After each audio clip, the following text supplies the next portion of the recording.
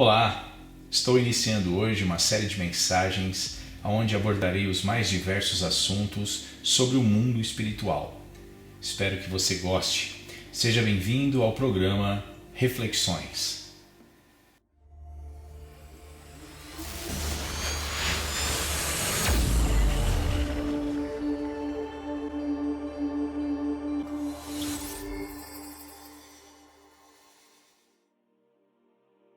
Embora provavelmente você já tenha ouvido falar sobre vida após a morte, sobre Cristo, sobre Deus, sobre a Bíblia e outros assuntos ligados a temas espirituais, eu gostaria de lhe fazer uma pergunta bem simples. Você conhece o plano da salvação? Infelizmente, mais da metade das pessoas da Terra não o conhecem ainda. Mas o que significa o plano da salvação? O plano da salvação consiste na maior de todas as ofertas que Deus fez às suas criaturas. Mas por que plano da salvação? Se você não compreende tal plano, eu gostaria de explicá-lo de forma simples e clara, usando alguns textos das Sagradas Escrituras.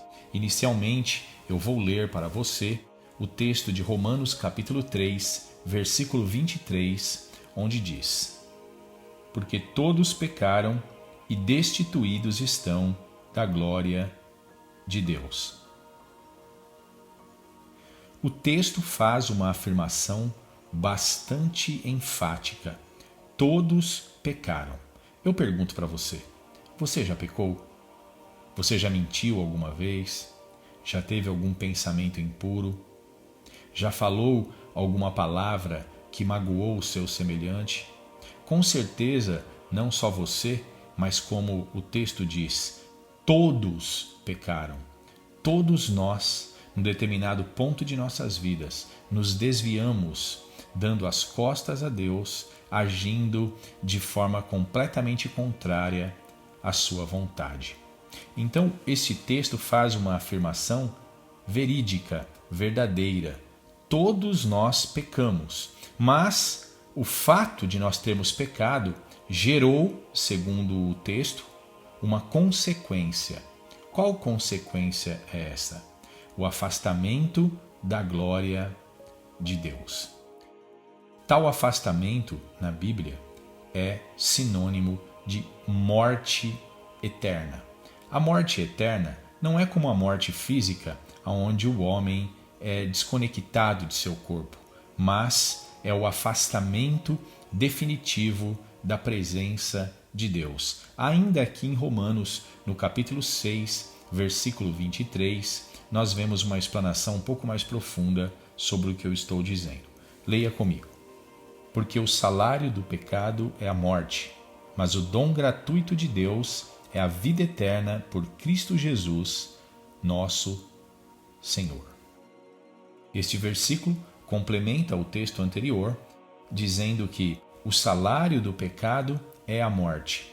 Como eu havia dito, a consequência no versículo que nós lemos anteriormente era a perda ou o afastamento da glória de Deus, que nada mais é uma vida na eternidade longe da presença do Criador, longe de toda a sua bondade, de toda a sua beleza, de todo o seu desfrute de glória, de alegria, de paz e de vida sem fim.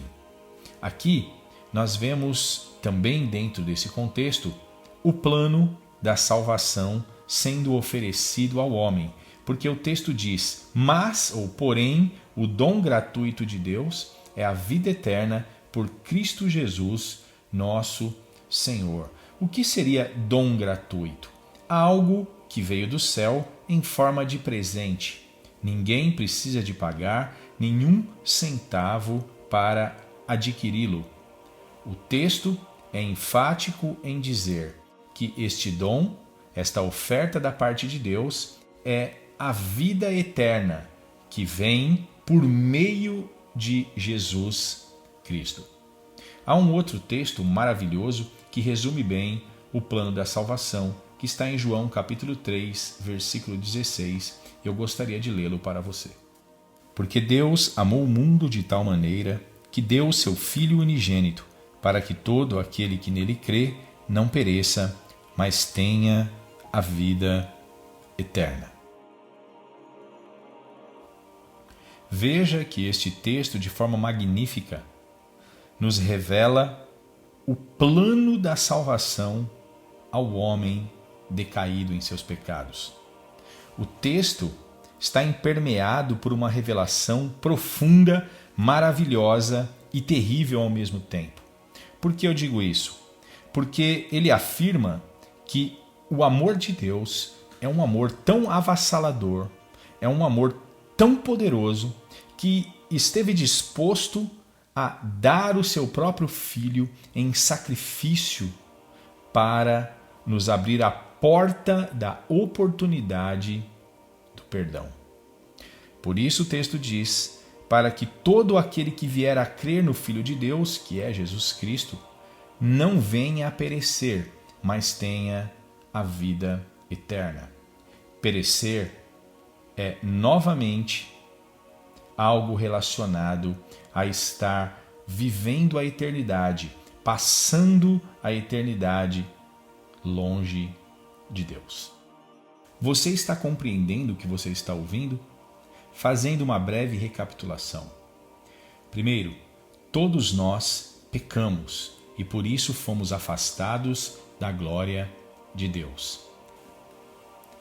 Segundo, tal pecado gera a consequência da morte, que nada mais é do que a separação eterna da presença de Deus. O homem morre, ele ainda continua vivo, espiritualmente falando, mas ele não terá mais acesso a Deus por causa de seus pecados. E já no último ponto, o texto diz que Deus deu o seu Filho unigênito para que ninguém venha a perecer. Perecer aqui denota sofrimento eterno num local chamado lago de fogo e enxofre. Algo que certamente é uma experiência que nenhum de nós jamais ousaria desejar experimentar.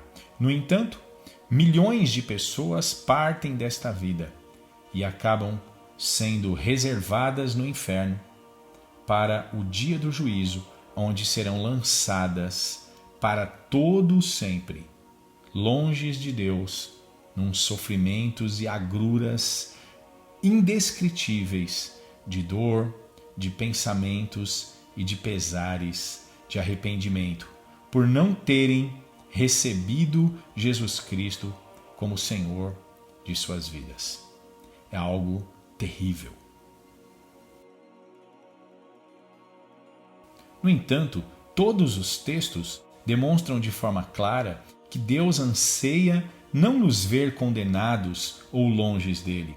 Ele não nos criou para vivermos isolados, dentro de um aspecto egoísta, separados dele. Mas Deus nos criou para estarmos com ele, para sermos dele, para vivermos eternamente com ele. Ele nos fez a sua própria imagem e semelhança, com sentimentos, com desejos, com vontades. E todos esses desejos, vontades e sentimentos estão ligados plenamente ao prazer da vida eterna. Todo ser humano anseia a paz. Todo ser humano está à procura da felicidade. Mas isso nada mais é do que reflexos interiores de encontrar-se com o seu Criador. Porque somente em Deus nós podemos realmente satisfazer todos esses anseios existenciais que carregamos desde nossa infância. Você pode ter certeza, embora o pecado traga um certo prazer, e é um prazer, vamos dizer assim, efêmero, transitório, passageiro sobre a nossa vida, eles nada mais são do que uma má interpretação, uma forma obscura de se encontrar Deus. O anseio pelas coisas espirituais já estão embutidos em nós quando nós somos concebidos no ventre da nossa mãe. Estes anseios devem nos levar à procura de Deus. No entanto, a Bíblia diz que nós temos um inimigo, o inimigo das nossas almas, chamado Satanás. O trabalho dele é desviar nossas atenções, é fazer com que nós usemos estes anseios para procurarmos uma satisfação agora imediata, uma satisfação carnal, uma satisfação que nós poderemos desfrutá-la agora, mesmo que posteriormente ela nos traga não somente condenação, mas um grande pesar na nossa consciência.